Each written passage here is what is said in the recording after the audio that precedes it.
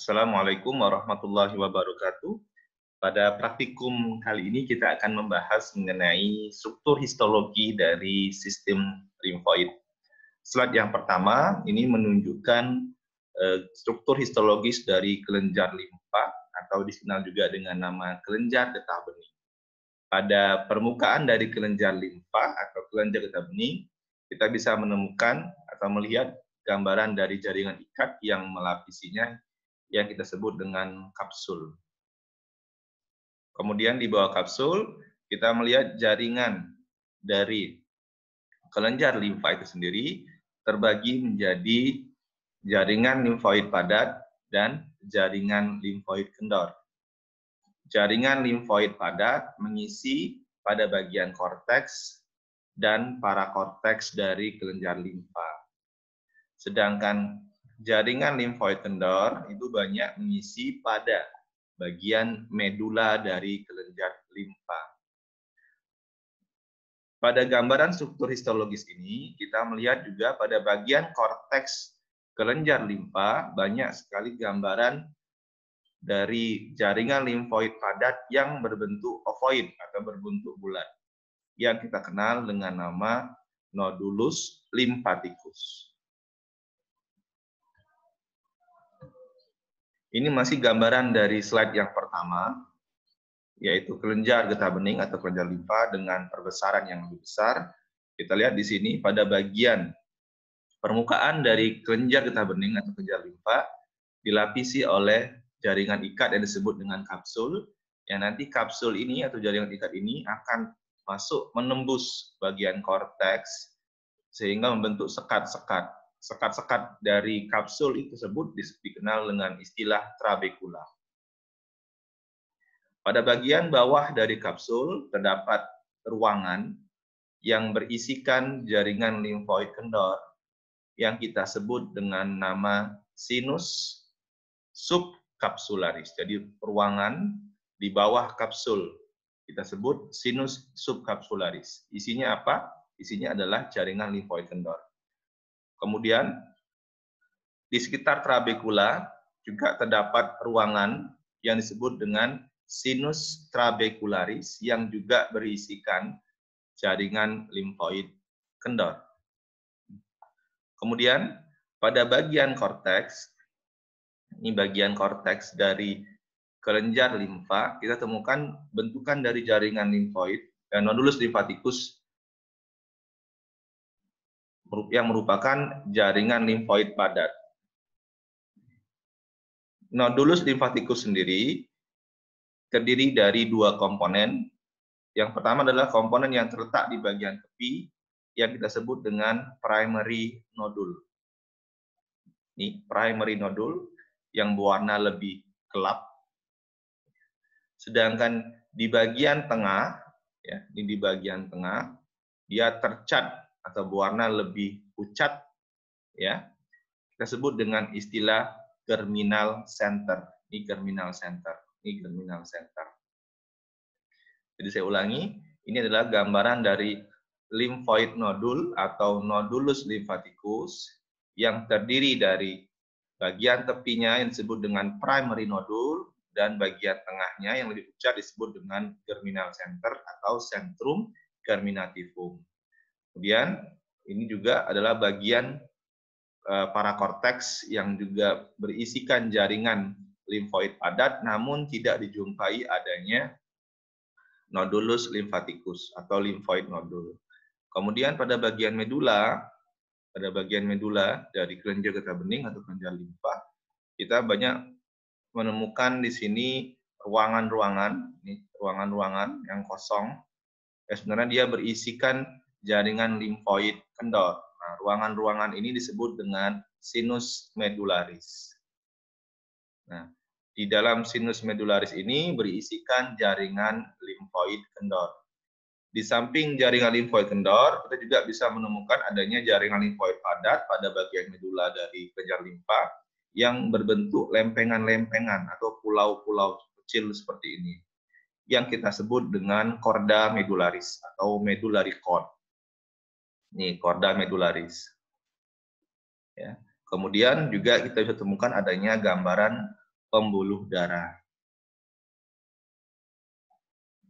Kita lanjutkan untuk slide berikutnya. Ini slide yang kedua.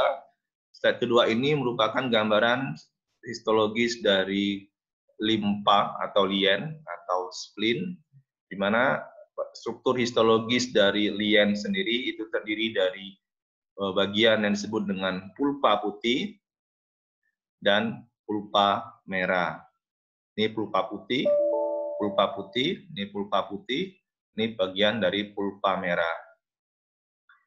Nah, ini gambaran bagus dari pulpa putih, di mana pada pulpa putih dia terdiri dari bagian yang disebut dengan nodulus lienalis. Ini gambaran dari nodulus lienalis. Kemudian di samping nodulus lienalis, pulpa putih juga memiliki struktur yang disebut dengan pulse atau periatrial lymphoid sheath, yaitu pemadatan dari sel limfosit T yang mengelilingi arteri sentralis. Ini arteri sentralis. Ini juga masuk dalam pulpa putih, namun tidak kita jumpai gambaran dari arteri sentralis. Ya, ini gambaran yang bagus untuk menunjukkan adanya pulpa putih, di mana terdiri dari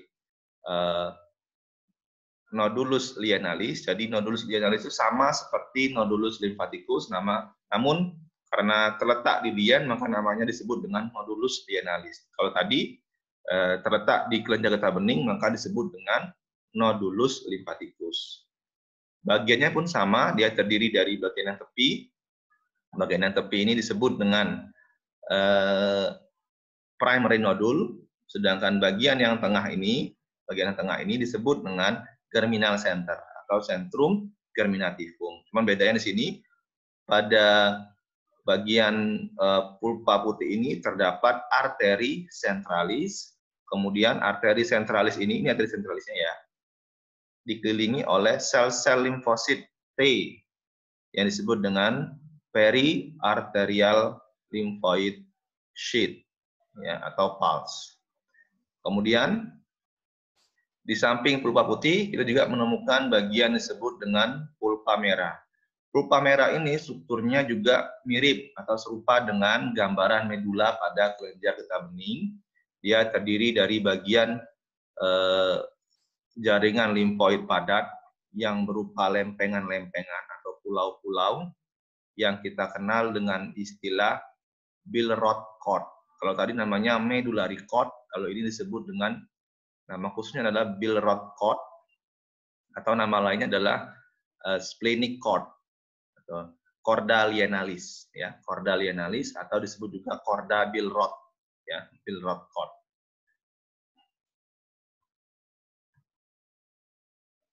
Nah, slide yang ketiga ini merupakan gambaran atau struktur histologis dari organ timus. Ini adalah organ timus ya. Organ timus dia juga memiliki kapsul di atas di permukaannya. Kemudian dia semakin bertambah usia, maka jaringan parenkim timus akan digantikan oleh jaringan adiposa, Kemudian timus sendiri dia terdiri dari dua bagian. Ini bagian korteks, ini bagian medula. Sama dengan kelenjar getah bening rumah tadi, bahwa kapsul yang menyelimuti timus juga akan masuk ya ke dalam bagian korteks membentuk trabekula. Sekat-sekat ini ya, kapsulnya dia membentuk trabekula masuk ke dalam korteks. Nah, jadi ini bagian korteks dari timus dan ini adalah bagian medula dari timus. Pada bagian korteks dari timus kita tidak menjumpai adanya struktur jaringan limfoid padat yang berbentuk bulat ya, jadi tidak ditemukan adanya nodulus limfaticus pada korteks timus. Namun pada bagian medula kita bisa menemukan adanya gambaran khas dari timus. Ini adalah gambaran khas dari timus, ini dan ini yang disebut dengan corpusculum hassal atau hassal corpuscle. Ya, ini corpusculum hassal yang merupakan susunan dari sel-sel retikulum ya, secara konsentris. Jadi sel-sel retikulumnya itu tersusun secara konsentris melingkar, dengan bagian tengahnya mengalami degenerasi hialin atau pengapuran. Kita perbesar gambarnya. Oh sorry, kita perbesar gambarnya.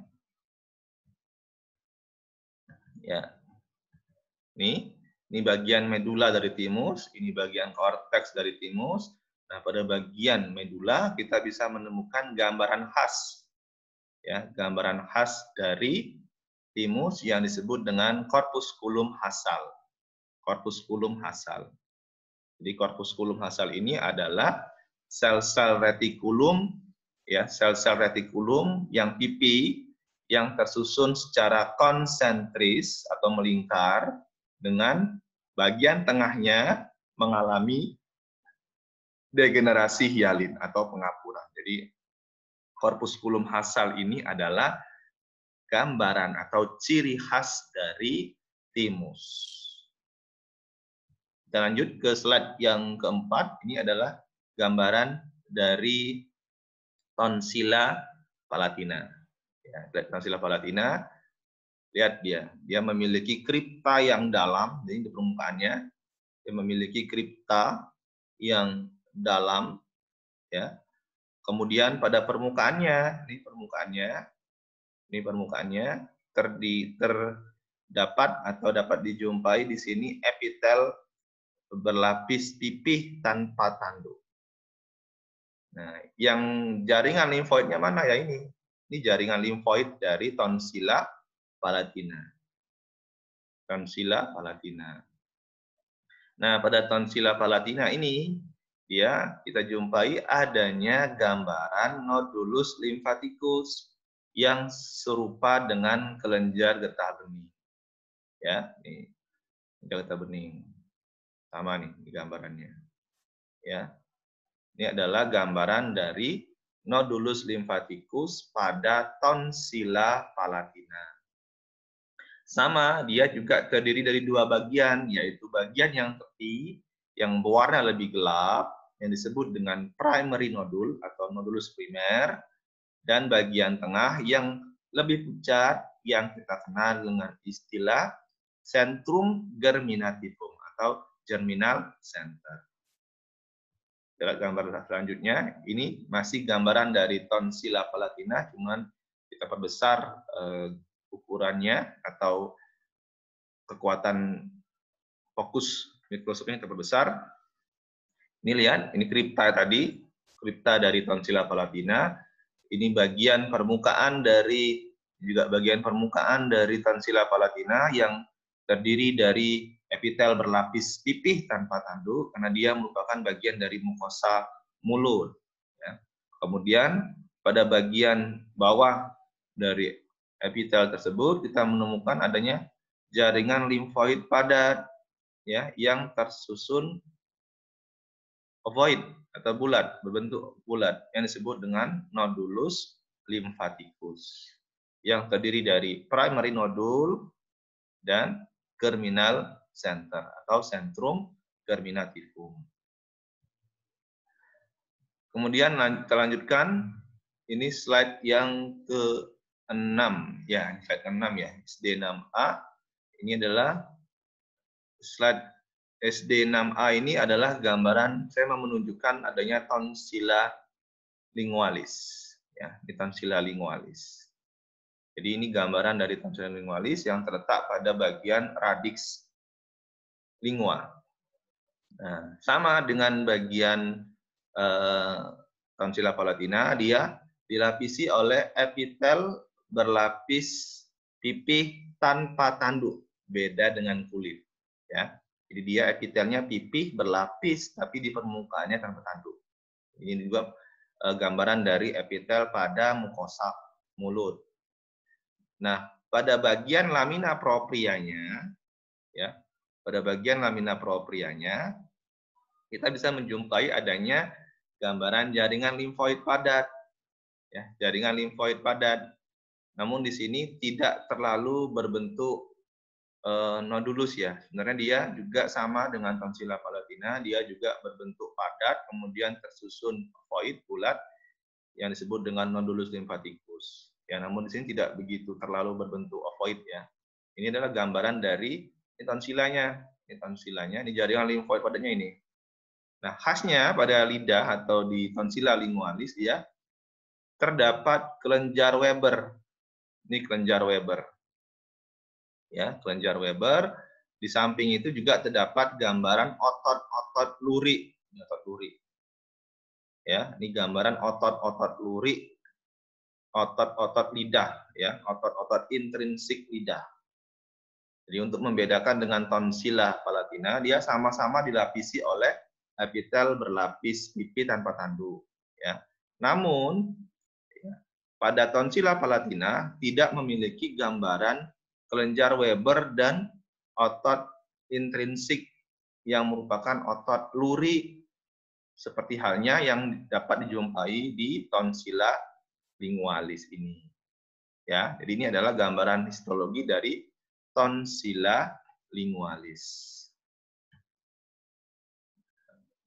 Ini sama, ini gambaran dari tonsila lingualis.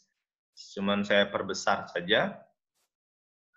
Ini adalah epitelnya, epitel berlapis pipi, ya, berlapis pipi, ya, tanpa tanduk. Kemudian ini jaringan limfoidnya, ini jaringan limfoid padatnya, ya. Kemudian pada bagian bawahnya terdapat kelenjar, ini kelenjar Weber, ya, kelenjar Weber. Ini adalah gambaran dari tonsila lingualis atau tonsila sublingualis. Ya, ya kita lanjutkan. Di sini slide SD 13. Di sini saya mau menunjukkan adanya mouth atau mucous associated lymphatic tissue. Dalam hal ini adalah gambaran dari ileum, ya, ini ileum dengan mouth-nya yang kita lebih kenal dengan istilah plaque pair atau pair patch. Ini gambaran dari pair patch atau plaque pair yang merupakan jaringan limfoid pada lapisan lamina propria saluran pernapasan. Saluran pencernaan. Ya, ini saluran pencernaan, ini ileum yang kita sebut juga dengan istilah mouth. Ya. Nah, kalau di ileum nama khusus mouth-nya adalah plaque pair. Ini plaque pair. Ya. Ya, dia terdiri dari jaringan limfoid padat. Ya, sebenarnya dia juga bisa berbentuk limfatik nodul. Ya, limfatik nodul tadi. Ya, kalau kita perbesar, kalau lebih jelas lagi, mungkin dia ini mirip dengan gambaran limfoid nodul pada kelenjar getah bening ataupun pada tonsila. Ya, terdiri dari primary nodul bagian tepi dan centrum germinativum di bagian tengah. Sama ini juga gambaran dari plaque pair di ileum, cuma diperbesar saja ukurannya. Ya, ini gambarannya, ya, dia limfoid nodul, lebih jelas gambaran bulatnya, ovoidnya.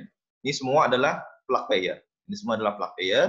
Dan di sini kita lihat di sini terdapat bentukan dari limfoid, jaringan limfoid padat yang berbentuk bulat, ovoid, yang disebut dengan limfatik nodul atau nodulus limfaticus yang terdiri dari primary nodul dan centrum germinativum di bagian tengahnya. Kemudian slide SD 14, ini adalah gambaran yang saya juga menunjukkan gambaran mouth, ya, mucous associated lymphatic tissue, namun pada appendix. Ya, ini gambaran dari appendix vermiformis besar, tapi saya hanya bisa menunjukkan satu potongannya saja, satu sisi saja dari appendix vermiformis karena saking besar dari preparatnya. Yang di sini sama, ini bagian mukosanya, ya, ini mukosa, panjang segini mukosanya, ya, ini lamina proprianya. Nah, pada lamina proprianya ini banyak sekali gambaran jaringan limfoid padat, ya, jaringan limfoid padat. Nah, di sini kita bisa menjumpai jaringan limfoid padatnya itu dia tersusun hampir bulat, ya, hampir ovoid. Jadi disebut juga nodulus limfaticus. Namun jaringan limfoid padat yang terdapat pada traktus digestivus, saluran pencernaan, saluran respirasi kita kenal dengan istilah MALT atau mucus associated lymphatic tissue. Walaupun gambarannya dia ovoid, bulat, ya. Bentukan ovoid ini kita kenal dengan istilah nodulus lymphaticus, kecuali pada lien tadi kita sebut dia nodulus lienalis karena dia khas atau khusus terletak pada lien. Di luar dari itu kita menyebutnya tetap nodulus lymphaticus, ya. Sama tadi dari primary nodul dan germinal center atau centrum germinativum. Sama ini juga gambaran dari ini lamina propria dari appendix vermiformis, ya. Terdapat jaringan limfoid padat yang hampir berbentuk bulat atau ovoid yang disebut dengan nodulus lymphaticus. Jaringan limfoid padat yang terletak pada lamina propria saluran pencernaan dikenal dengan istilah MALT atau GALT atau gut associated lymphatic tissue. Ya, bentukan bulat ini disebut dengan nodulus lymphaticus, namun jaringan limfoidnya pada lamina propria disebut dengan MALT secara umum atau GALT secara khusus karena dia terletak pada saluran pencernaan. Ya, demikian mungkin yang bisa saya sampaikan untuk asistensi praktikum histologi sistem limfoid. Jika ada pertanyaan, silakan hubungi saya melalui WA atau email. Terima kasih. Saya akhiri. Assalamualaikum warahmatullahi wabarakatuh.